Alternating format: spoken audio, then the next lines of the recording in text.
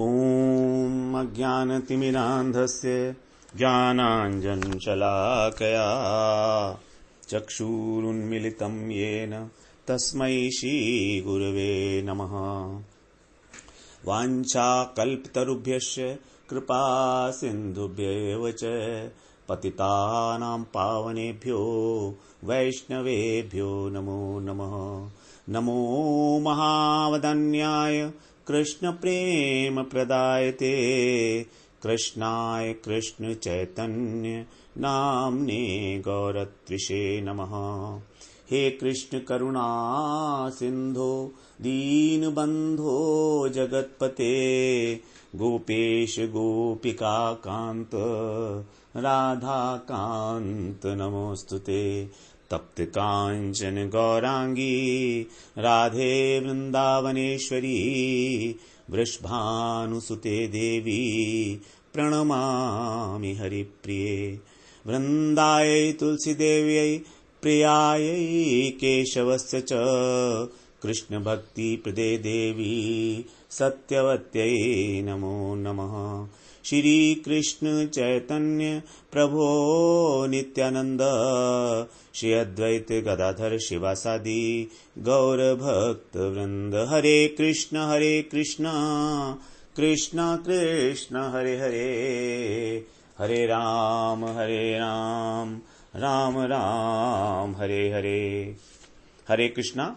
सर्वप्रथम मैं अपने गुरुपाद पद्म ओम विष्णुपाद अष्टोत्तर शत श्री श्रीमद् भक्तिवेदांत माधव गोस्वामी महाराज के चरण कमलों में अनंत कोटि दंडवत प्रणाम ज्ञापन करता हूँ। हम लोगों ने श्रीमद् भगवद गीता के 6 अध्याय का श्रवण किया कर रहे हैं। हम 21वां श्लोक हमने श्रवण किया। 21वें श्लोक के अंत में, क्योंकि 20वें और 21वें श्लोक में भगवान ने चित्त की निरुद्ध अवस्था के विषय में बात की थी और उसको प्राप्त करके किस प्रकार का सुख प्राप्त होता है, आत्यांतिक अतीन्द्रिय सुख। तो वो जो सुख है वो किस अवस्था में प्राप्त होता है, हम लोगों ने उसकी बात की पिछली बार कि जो असंप्रज्ञात समाधि है, निर्बीज समाधि, उसमें उस प्रकार का सुख प्राप्त होता है जो चित्त की निरुद्ध अवस्था में प्राप्त होता है। तो हम लोगों ने बात की कि समाधि कितने प्रकार की है, संप्रज्ञात, असंप्रज्ञात। संप्रज्ञात के हमने 4 भेद श्रवण किए। आज फिर हम लोग 22वें श्लोक में प्रवेश करते हैं। अब वहां पर बता रहे हैं भगवान, यम लब्ध्वा चा परम लाभम मन्यते नाधिकम ततः यस्मिन् स्थितो न दुःखेन गुरुणापि विचाल्यते।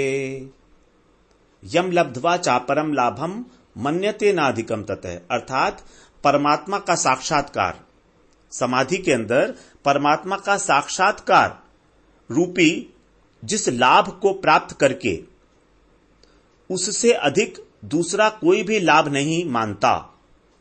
जो अष्टांग योगी है वो जब उसको परमात्मा का साक्षात्कार हो गया तो सबसे बड़ा लाभ है, सबसे बड़ा उसका धन है वो जो उसे मिल गया है, तो वो उससे अधिक कोई भी धन नहीं मानता, कोई भी लाभ नहीं मानता। और उस स्थिति के अंदर, उस अवस्था में स्थित होकर वह योगी बड़े बड़े दुख से भी चलायमान नहीं होता, क्योंकि वो तो उसको सबसे बड़ा लाभ मिल चुका है, तो वो चलायमान होने का प्रश्न ही नहीं उठता। तो यहां पर बता रहे हैं यम लब्ध्वा। तो पिछली श्लोक में बताया था कि वो ध्यान योगी तत्व से विचलित नहीं होता, परमात्म तत्व से।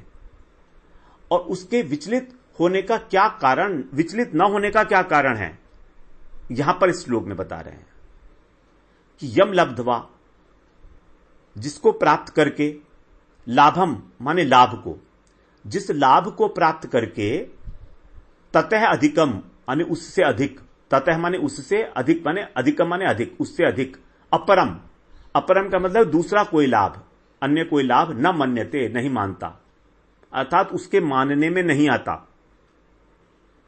परमात्म साक्षात्कार के बाद अन्य कोई भी लाभ उस जो प्राप्त हो चुका है उस लाभ से अधिक नहीं मानता वो, अर्थात वो इसको सर्वोच्च लाभ मानता है, जीवन का सर्वोच्च उद्देश्य।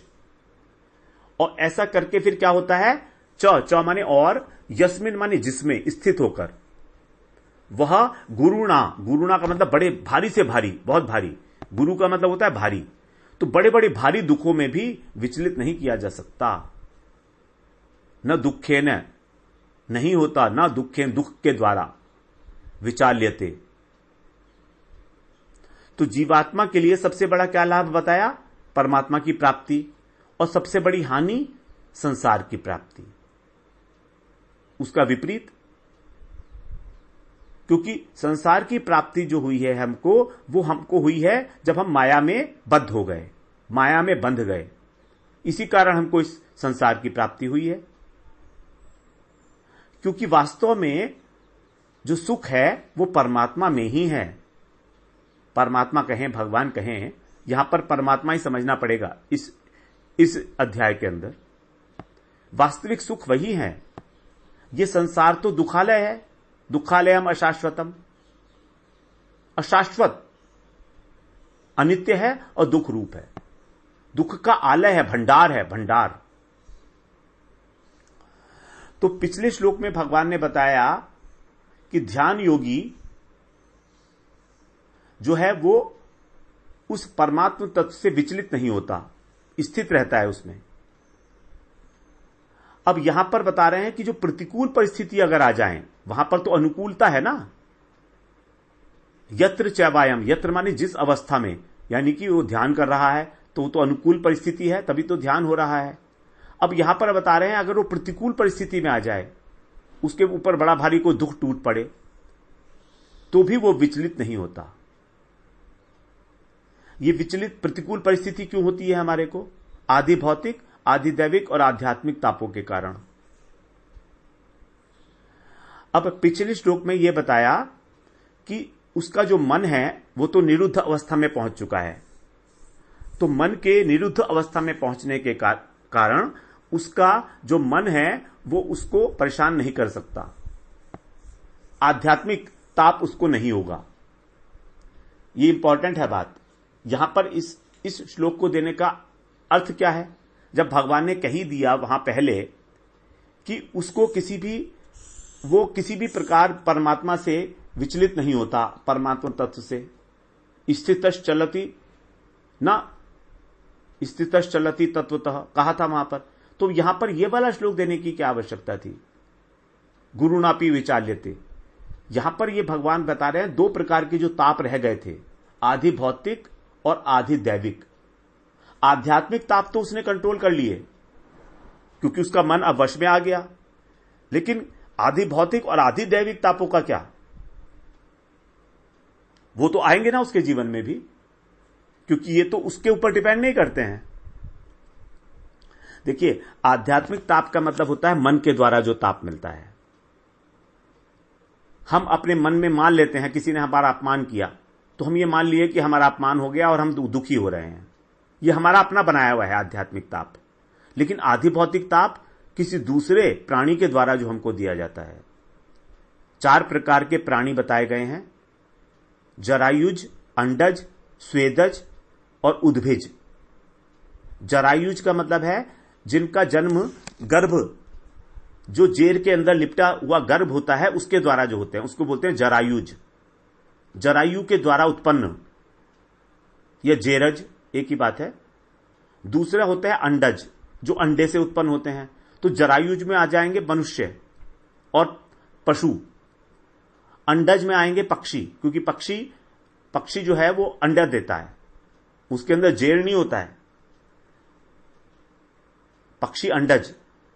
और उसके बाद आते हैं स्वेदज, जो पसीने से उत्पन्न होते हैं, स्वेद से, जैसे खटमल हो गया, जू हो गई।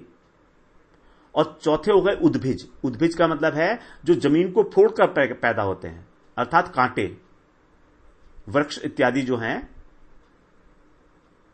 तो ये उद्भिज। तो चारों प्रकार के प्राणी, तो ये वाले जो 4 प्रकार के प्राणी हैं, ये आधिभौतिक ताप जो है वो तो उस योगी को भी मिलेगा जो अष्टांग योगी है। ये तो नहीं है कि उसके जीवन में कभी आधिभौतिक ताप नहीं आएगा, ऐसा तो नहीं हो सकता। और दूसरा आधिदैविक ताप जो देवताओं के द्वारा दिए जाते हैं, वो भी उसके जीवन में आएंगे। इसीलिए यहां पर यह कहा गया कि वो बड़े से बड़े दुख से भी विचलित नहीं होता। जो अष्टांग योगी है, जो परमात्मा का साक्षात्कार कर लिया है, उसका मन तो उसको दुख नहीं देता, लेकिन आधि भौतिक और आधि दैविक ताप तो दुख दे सकते हैं ना। तो यहां पर उसी को ये संशय हटाने के लिए भगवान ने कहा बड़े से बड़ा दुख भी उसको विचलित नहीं कर सकता। यही है लक्षण ध्यान योगी का। हम विचलित हो जाते हैं, हम लोग दुखों से विचलित हो जाते हैं। तो हम विचलित क्यों होते हैं? हम विचलित क्यों होते हैं? हमारे विचलित होने का कारण है लोभ।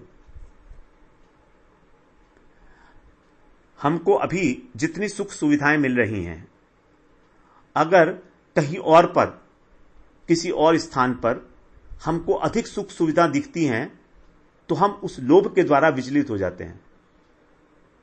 जैसे यदि किसी को अभी 10,000 रुपए सैलरी मिल रही है और दूसरी कंपनी में 20,000 मिल रही है, तो तुरंत विचलित हो जाएगा वो।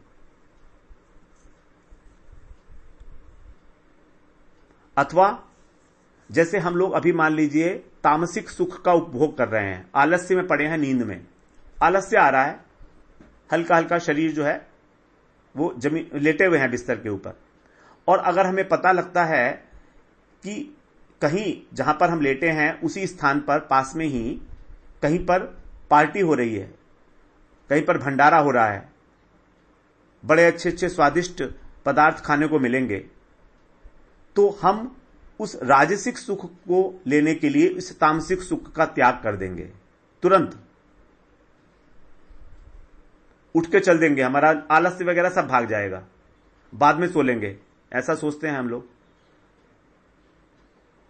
उसी प्रकार से जब हमको सात्विक सुख मिलने लगता है, सात्विक सुख हमको मिलता है अध्ययन से, स्वाध्याय करने से, ध्यान आदि करने से, तो जब सात्विक सुख मिलता है तो हम राजसिक सुख को भी छोड़ देते हैं।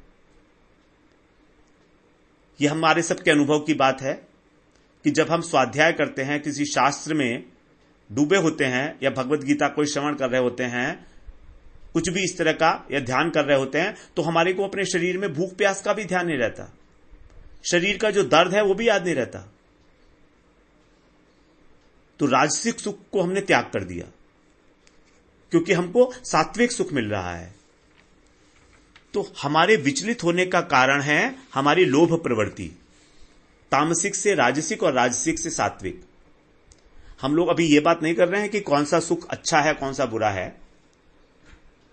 वास्तव में जो अच्छा सुख है वो तो सात्विक सुख ही है, तामसिक से राजसिक और राजसिक से तामसिक, सात्विक।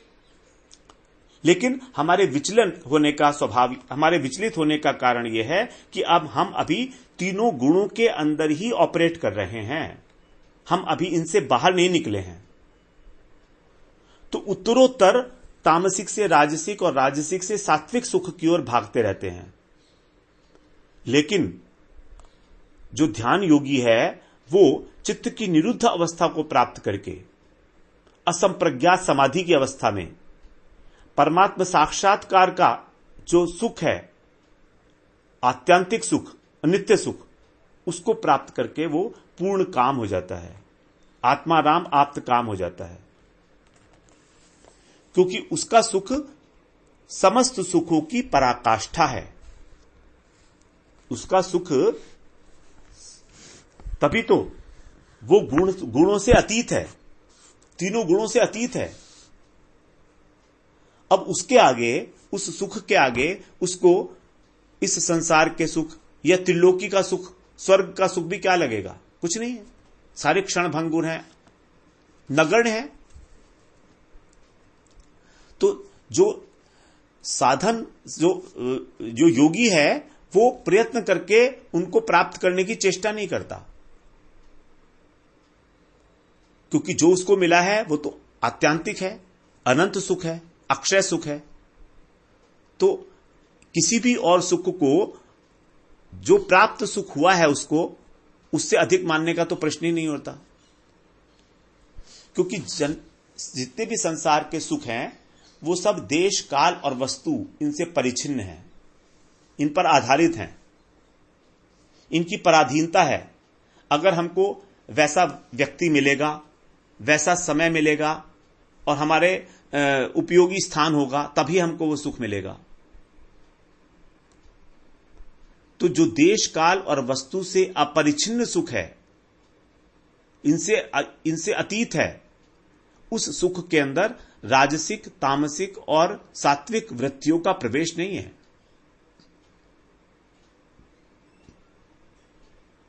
तभी उस सुख को कहा गया है आत्यांतिक सुख, अतीन्द्रिय सुख। यह अखंड है, नित्य है, क्योंकि आत्मा के स्वरूप में है। तो ये यम लब्धवा, यहां पर लब्धवा शब्द कहा गया। लब्धवा का मतलब है यह सुख प्रयास करने से नहीं मिला है। प्रयास तो किया गया अष्टांग योग की प्रारंभिक अवस्था में, लेकिन जब ध्यान घटित हुआ, जब समाधि घटित हुई, तो अगर जैसे कोई ध्यान योगी ये सोचे कि मैं समाधि लगा लूंगा, तो वो नहीं लगा सकता, क्योंकि समाधि एक घटना है जो घटती है, जो होती है, वो की नहीं जाती। अगर किया जाएगा तो वो नहीं होगी, समाधि नहीं कहेंगे उसको। तो यहां पर इस सुख को भगवान बता रहे हैं लब्धवा। लब्धवा का मतलब है केवल एक उपलब्धि मात्र है, ये जो एक अवस्था विशेष में प्राप्त हो गई है, बस।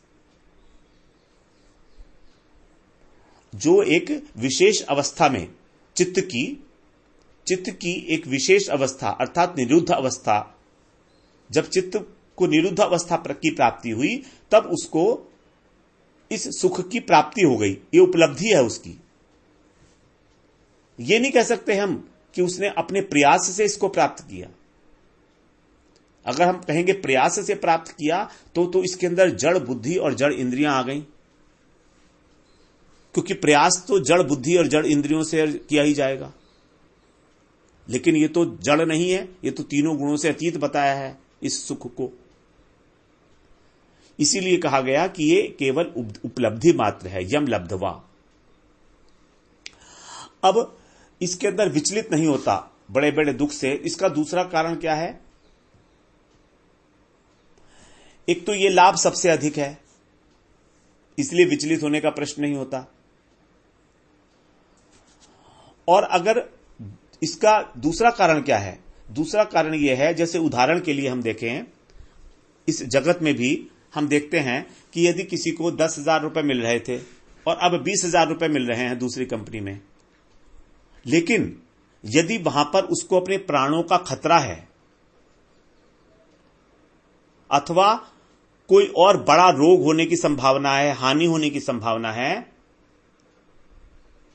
तो फिर वो अधिक लाभ होने पर भी विचलित नहीं होगा। ऐसा देखते हैं ना हम कि एक कंपनी है 10,000 रुपए दे रही है, अब दूसरी कंपनी है वो 20,000 दे रही है। अब 20,000 दे रही है, लेकिन सारी रात काम कराती है, सिर्फ 3-4 घंटे 5 घंटे के लिए छोड़ती है बस। तो उसके अंदर हानि हो रही है व्यक्ति की, तो फिर वो ऐसी कंपनी ज्वाइन ही नहीं करेगा जिसमें बहुत बड़ा हानि हो या बहुत बड़ा खतरा हो, कोई मरने का खतरा हो जीवन का, या पकड़े जाने का खतरा हो, स्मगलिंग का काम होता है। तो उसके अंदर विचलित नहीं होगा जो बुद्धिमान व्यक्ति है। इसीलिए इस सुख को प्राप्त करके बड़े से बड़ा दुख भी विचलित नहीं कर सकता। इसका कारण वास्तव में तो यही है, वास्तविक कारण, कि उसकी देहात्म बुद्धि का नाश हो गया है। क्योंकि हमको दुख का अनुभव ही तब तक होता है जब तक हमको इस शरीर का भान रहता है कि मैं शरीर हूं, मैं भोगता हूं, मैं करता हूं। जब हम शरीर को ही आत्मा मानते हैं तब तक हमको दुख का अनुभव होता है, और जब हम ये नहीं मानते तो कष्ट तो होता है शरीर को, लेकिन दुख का अनुभव नहीं होता। क्योंकि जो चित्त की निरुद्ध अवस्था थी, वहां पर उसको प्रकृति पुरुष विवेक, आत्म अनात्म ज्ञान, ये सब कुछ हो जाता है। पृथकता का, शरीर पृथक है और आत्मा पृथक है। तो जो शरीर और आत्मा ये तादात्म्य माना हुआ है, इसका नाश हो जाता है। और इसका नाश होने पर कष्ट का अनुभव तो होता है, लेकिन दुख का अनुभव नहीं होता, उसका प्रभाव नहीं पड़ता, क्योंकि गुणातीत अवस्था है ना वो। और जबकि सुख और दुख जो है वो इस गुणात्मक संसार से ही रिलेटेड है। सुख और दुख मन के विकार हैं, और मन हमारा त्रिगुणात्मक है, प्रकृति का विकार है, और प्रकृति त्रिगुणात्मक है। तो सुख और दुख का अनुभव तभी तक होता है जब तक हम इस शरीर को आत्मा माने हुए हैं। शरीर को आत्मा नहीं मानने से माया के अतीत हो जाता है व्यक्ति, तब उस अवस्था में सुख और दुख का अनुभव नहीं होता है, प्रभाव नहीं पड़ता है। सुख और दुख की पहुंच ही नहीं है वहां तक, सुख दुख होगा कैसे। तो यहां पर जो एक शब्द बताया गुरुणा अपि, तो गुरुणा शब्द जो है ये दुख का विशेषण है। अर्थात वो कह रहे हैं कि साधारण दुख की बात तो छोड़िए, उसको तो कोई भी व्यक्ति सहन कर सकता है जिसमें थोड़ा धैर्य है, लेकिन ये जो योगी है ये भयानक और असहनीय दुखों को भी सहन कर लेता है, अपनी स्थिति पर अटल रहता है। ये इसके बहुत शास्त्रों में इसके उदाहरण भरे पड़े हैं। शास्त्रों में इस स्थिति पर स्थित जो योगी हैं या भक्त हैं उनके उदाहरण, भक्तों के तो उदाहरण भरे पड़े हैं। प्रहलाद जी ही थे, हिरण्यकशिपु ने उन्हें पहाड़ से फेंकवाया, जल में डुबोया, अग्नि में जलवाने की चेष्टा की। वो क्या विचलित हुए? कितने बड़े बड़े दुख दिए गए उनको, क्योंकि उनका शरीर के साथ पृथकता का अनुभव हो गया, आत्मा और शरीर की पृथकता का। नामाचार्य हरिदास ठाकुर, जिनको 22 बाजारों में कोड़ों से पिटवाया गया था, तो भी वो अपनी स्थिति से विचलित नहीं हुए लेश मात्र भी, क्योंकि ऐसे व्यक्ति का इस जड़ शरीर के साथ कोई संबंध नहीं रहता। वो केवल प्रारब्ध के अनुसार उसके द्वारा जो विषय हैं इस संसार के, उनका संयोग और वियोग होता रहता है, बस इतना ही। वो भी नॉर्मल व्यक्ति की तरह ही खाता है, सोता है, सब कुछ करता है, लेकिन ये सब होता हुआ प्रतीत होता है, अंदर से उसको कहीं पर किसी से कुछ आसक्ति नहीं होती है, वो अपने आत्म स्वरूप में प्रतिष्ठित रहता है। अर्थात वो सुख और दुख का भोक्ता नहीं रहा। अब भोक्ता ना होने के कारण उसके अंदर किसी भी प्रकार का विकार उत्पन्न नहीं होता अंतःकरण में, क्योंकि उसकी स्थिति परमात्मा में बनी हुई है, अटल, न चलती तत्वतः। उसकी स्थिति इस प्रकार की हो गई है। अब हम लोग 23वां श्लोक श्रवण करते हैं 6ठे अध्याय का। तम विद्यात दुख संयोग वियोगम योग संगितम सनिश्चयेन योक्तव्यो योगो अनिर्विण्ण चेतसा। यहां पर इस श्लोक में भगवान योग की परिभाषा बता रहे हैं। कई जगह भगवान ने योग की परिभाषा दी है, यहां पर फिर योग संगीतम,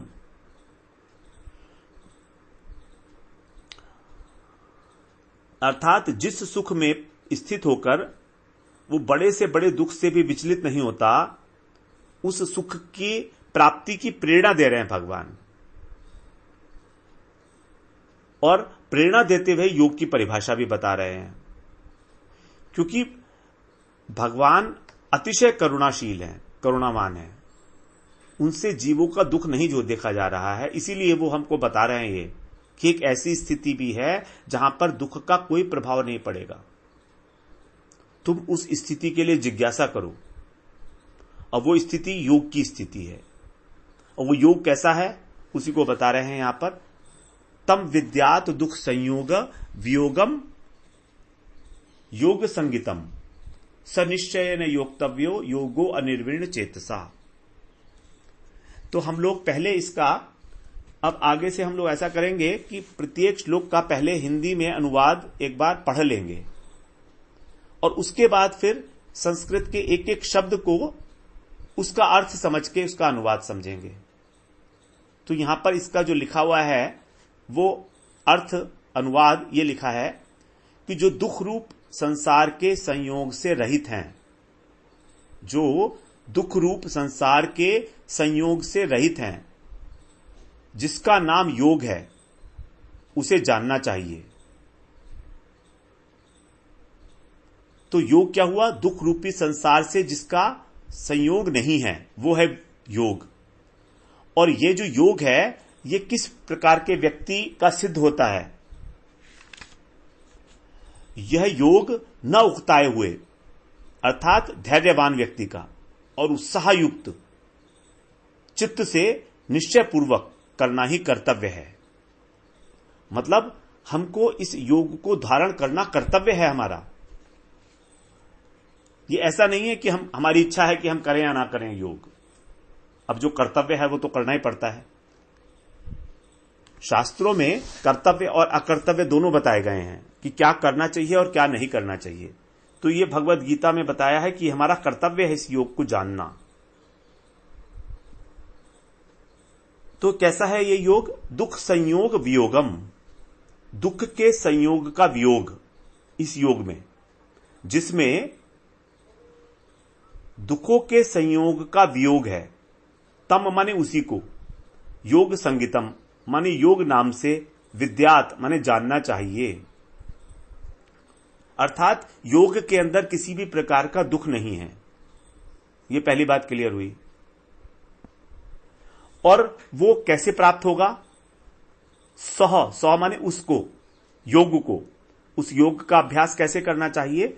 उसमें दो बातें बताई हैं। अनिर्विण चेतसा, अनिर्विण, निर्विण का मतलब होता है जो निर्विण हो गया है, मतलब जो उकता गया है, बोर हो गया है। कोई काम करते करते हम लोग बोर हो जाते हैं ना, तो वो बोल रहे हैं कि बिना उकताए हुए चित्त से, अनिर्विण चेतसा, और निश्चयन, निश्चय पूर्वक, योक्तव्यम, योक्तव्य माने करना चाहिए, कर्तव्य है ये। तो बड़ा स्पष्ट आदेश है भगवान का कि हमको योग के द्वारा अपने दुखों से दूर हो जाना चाहिए। और ये जो दुख है, ये संसार जो है, ये दुख रूप है।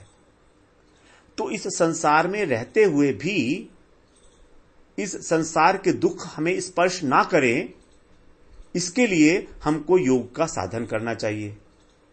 और योग का साधन करने के लिए दो चीजें आवश्यक हैं। एक तो धैर्य, कि हम कहीं योग का साधन करते करते उकता ना जाएं, बोर ना हो जाएं, छोड़ ना दें बीच में, क्योंकि इसकी संभावना बहुत अधिक है। क्योंकि इतना आसानी से ये योग सिद्ध होने वाला भी नहीं है। हमने सोचा कि हम इसको 2-4 साल के अंदर सिद्ध कर लें, ऐसा तो नहीं होने वाला। पता नहीं कितने जन्मों की यात्रा है। लेकिन अगर हम लगे रहेंगे तो होगा जरूर, क्यों नहीं होगा? भगवान की कृपा भी तो है ना। तो ये योग बिना उकताए हुए चित्त से करना चाहिए और निश्चयन, निश्चय पूर्वक। सबसे इंपॉर्टेंट बात है निश्चय। यहां निश्चयन जो है, इसमें तृतीया विभक्ति है। तृतीया विभक्ति का मतलब है कि बिना निश्चय के होगा ही नहीं। करण, उपकरण, तो योग को सिद्ध करने का ये उपकरण है एक, निश्चय। अर्थात उस उपकरण के बिना ये योग सिद्ध होगा ही नहीं। तो इसीलिए निश्चय शब्द कहा गया। ये बड़ा बहुमूल्य शब्द है निश्चय शब्द। निश्चयात्मक बुद्धि, व्यवसायत्मिका बुद्धि, एका बुद्धि, एक निष्ठा बुद्धि, शुद्ध बुद्धि। शुद्ध बुद्धि ही निश्चय कर सकती है कि मुझे अपने जीवन में क्या करना है। तो फिर हम लोग इसी श्लोक को आगे श्रवण करेंगे। आज हमने इसका अनुवाद श्रवण किया। वांछा कल्पतरुभ्यश्च कृपा सिंधुभ्यैव च पतितानां पावनेभ्यो वैष्णवेभ्यो नमो नमः।